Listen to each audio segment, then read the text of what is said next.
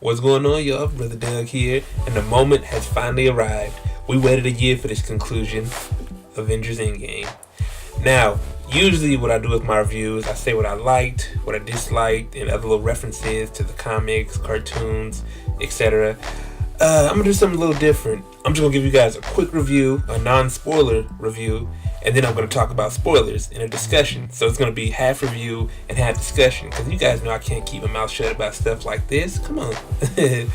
Okay, before I get on the actual review, yes, I did change my jacket. The other jacket I had on was kind of messing with the sound. As you know, I got a new mic, so I didn't want to kind of have any kind of distortion going on. So I want you guys to hear me crystal clear. So let's get started with this actual review. Alright, so hands down, this is probably like the best superhero movie that I've ever seen. And I'm not just saying that because I'm a Marvel fan, but I'm just saying that as a moviegoer, as an average moviegoer.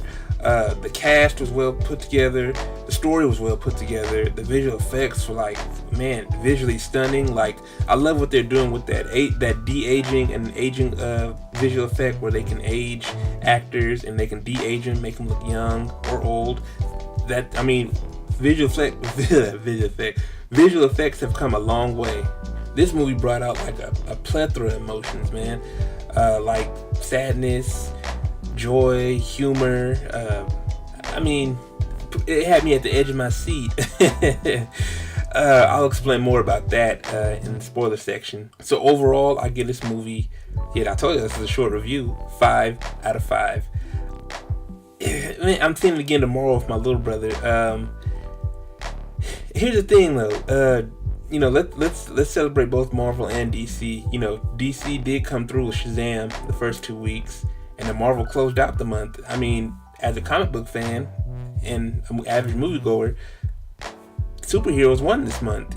Both DC and Marvel ruled the box office, so that's a win for us. But speaking of DC, after watching this movie, I really wish they would have taken it slow and just released these standalone films to build up to Justice League. And after this movie, after Homecoming, Spider-Man Homecoming, Marvel should take DC's approach and just keep releasing standalone films, but definitely make references to your cinematic universe, but just don't overdo it. Oversaturate that, oh hey, here's this character, here's that character. Sure, it would have been nice if the latest DC movies would have included a character from the DC universe. Even though Superman appeared in Shazam, it was just for a little cameo. You don't even see his face, but Shazam definitely stood on its own. It didn't have to rely on Superman or Batman or Wonder Woman. You see what I'm saying?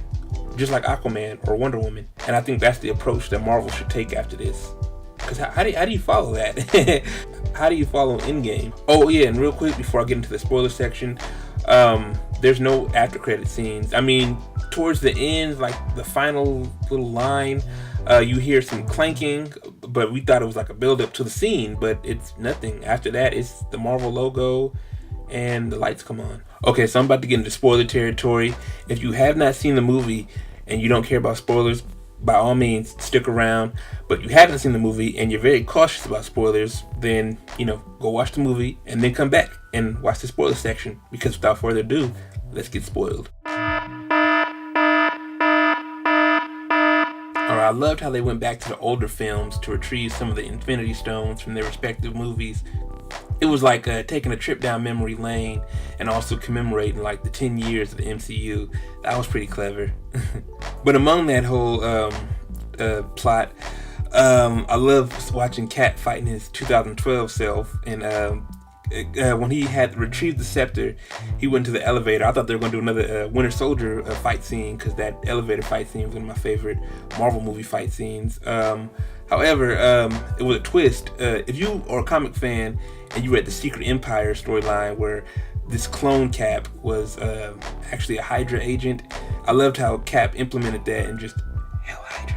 It was clever because Cap knew in Winter Soldier that those guys, Rumlow and his crew, were Hydra agents. So he used it against them.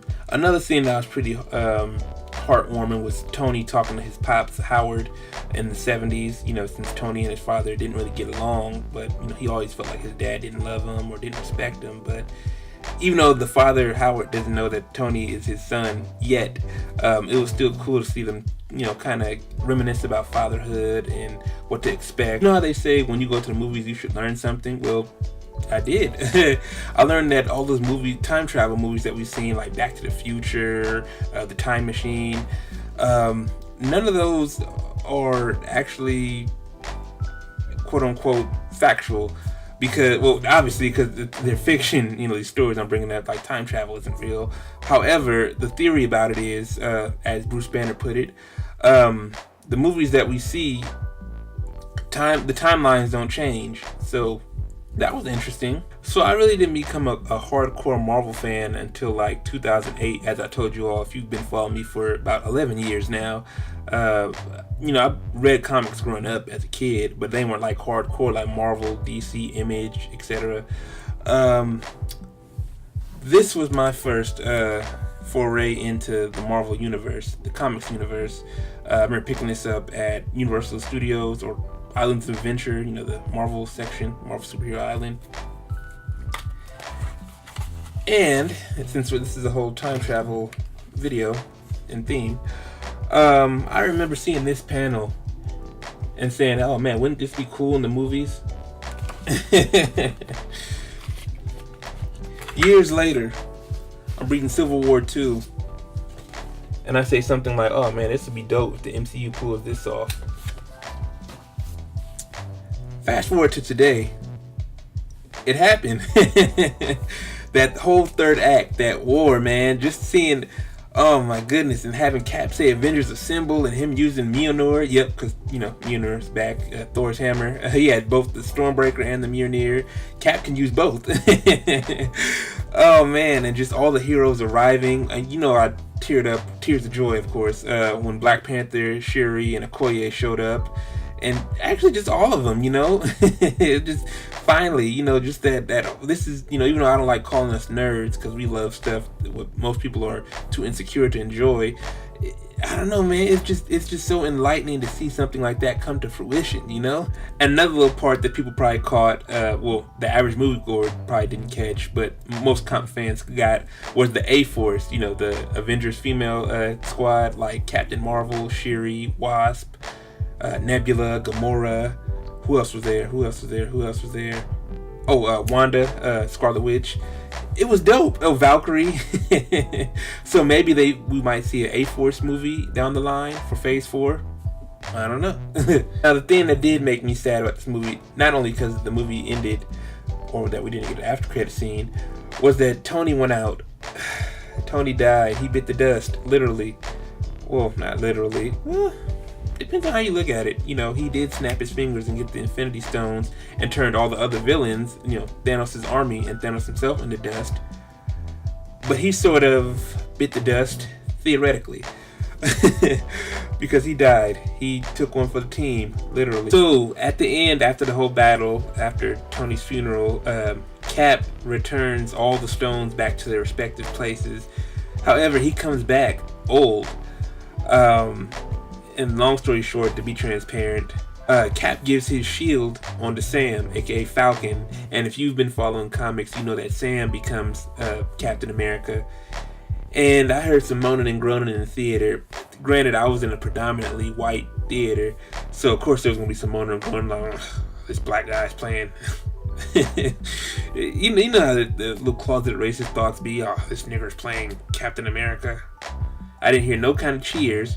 Then again, I didn't hear any cheers when Star-Lord showed up. When I told you all the heroes popped up, the ones that were affected by the snap. When Star-Lord showed up, it was like, first it was, let's say, Drax came up. Yeah! Star-Lord. Mantis. Yeah! Now, if they're going in that direction for Phase 4, because I know Bucky and Falcon have a show coming on the Disney Plus streaming service. But Kevin Feige said the shows that are going to be on Disney Plus are also going to be segued into like films. So maybe Falcon does become Captain America in the films. But after the moaning and groaning and the what's the word I'm looking for? The apprehensiveness of some moviegoers, predominantly white. Let's see how this movie fares. I mean, they wanted Captain Marvel to fare, and this movie has grossed $1 billion. Shoot, they wanted Black Panther to fail, and you see how that turned out. Put it like this: anything that gets these closeted racists riled up, I'm all for it. So as I said in my Shazam review, since it's based off a superhero movie, and superheroes come from comics, majority of the time, some people be like, "Oh, Credibles didn't come from comics." There's always that smart ass in the comment section, dickhead. So after you see this movie, I want you all to do me a favor. Go to a comic shop. Support. It breaks my heart seeing some of these comic shops, closing, going out of business because of the transition to digital. I mean, I guess it's a catch-22. It's convenient, to read digitally. You don't have to go, miles away to a comic shop if you're, not near one. But still, we're in a generation now where, everything is accessible. Go to a comic shop. You don't even have to read an Avengers book. If you want to read an Avengers book, by all means. But there's tons of stuff. Just like when you go into a Barnes and Noble, they have a plethora of genres: romance, westerns, science fiction, etc. You go to a comic shop, there's a plethora of stuff. There's superheroes, there's adventure books, there's mystery, romance, perhaps. However, if you go next weekend, it's Free Comic Book Day, and there's a plethora of genres to look into, and you might find something that you can fancy. Alright, so what y'all think about Avengers Endgame? Let me know in the comments below. Make sure you like the video, share the video, subscribe. Let me know what you thought about the movie. Follow me on Twitter, Instagram, Facebook, and like always, deuces.